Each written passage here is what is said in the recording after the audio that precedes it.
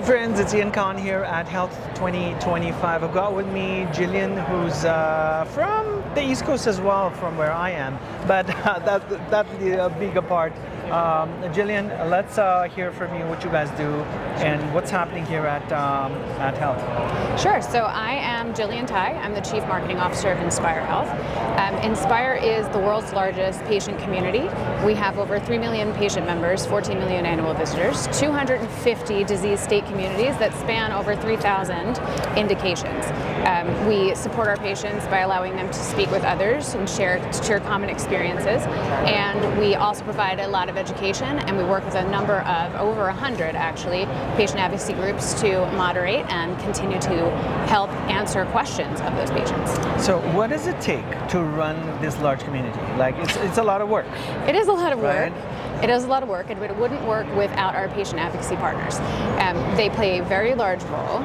They are very active. We have community leaders in each of our communities, whether they are patients or patient advocacy group members. And then we have a 24/7 moderation team in-house that makes sure that the conversations remain respectful, that misinformation and disinformation is completely removed from the platform, and we continue to educate and keep our patients happy and continuing the conversation, which is critically important to drug development as well. Yeah. How do you see, the building communities changing healthcare of the future, right? Yeah. So what is happening there? There's a lot of exciting stuff, actually. Yeah, that's a great question.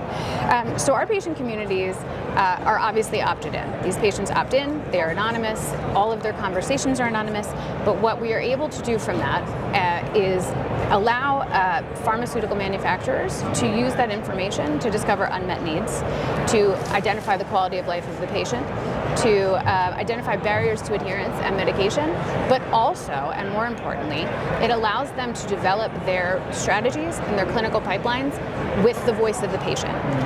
So often that is ignored and overlooked. You start getting into these budgets and it starts becoming time consuming, and every day and every second it costs money. And it's hard to find patients to have those conversations with. If they're having the conversations on their own, it's very, very easy to extrapolate information from that. And so it helps to kind of inform the drug development pipeline as well. Yeah, and we talk with a lot of pharma companies. They're doing incredible work. Drug development is happening, AI is happening, but you cannot replace the actual data that comes from patients with synthetic data. There's only a limited amount of data, generative AI can churn out. So it's so important to have that involvement from patient communities. How many communities have you created, and what's kind of the network looking like right now? We have over 250 unique communities. We also have some closed communities, which allows patient access groups to kind of come in and have their community care leaders lead and explain how to access the information, how to access the medication, and how to have it assistance for buying. This is particularly important in the United States. We have, like I said, spans over 3,000 different disease states. We are continuously growing as we sort of see hand raises, as we sort of see people coming in and saying, I don't have a place to go for this specific rare disease, as an example. Yeah. We will naturally build those communities as well. Yeah. Are your communities based on healthcare conditions, Yes. diseases, or drug classes? How are they categorized? They're not categorized by drug classes. They do have conversations about specific drugs that they are taking.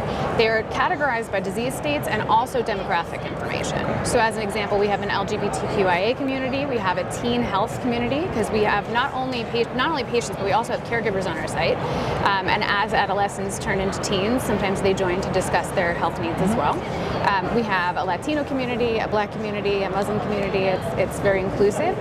But these folks come and they join and they have discussions about their demographics, but then they also join their disease state communities and have conversations there as well. Very cool. Are you seeing any particular community or focus areas growing much rapidly than the others? What are some of the trends you can share with us? Chronic disease. Okay. Chronic disease and mental health. They seem to be two of the biggest drivers within our database and our website. Chronic disease, invisible diseases tends to be a very, very hot topic, particularly since it's so misunderstood. Patients have expressed to us that they just kind of wish people could see what they're feeling And because they can't, they don't feel that they are treated the same. They don't feel that their concerns are treated the same by physicians. And again, that information is critically important to the physician networks as well.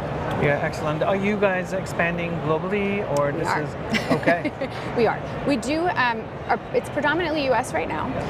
We do have some members from Canada, New Zealand, Australia, Europe, but we have not advertised as largely there as we would like to. So the plan is within the next 2 years to really kind of expand globally. Yes.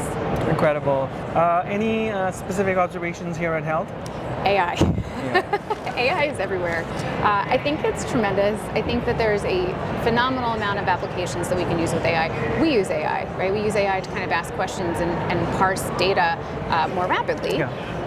But it can't replace medical information. It can't replace the voice of the patient. You really have to speak to patients. You can't assume to know what patients want, and we are still seeing some of those hallucinations in AI. Now, I think for workflow automation, it makes perfect sense. I think that that's one of the first things that everyone should kind of incorporate into their strategy.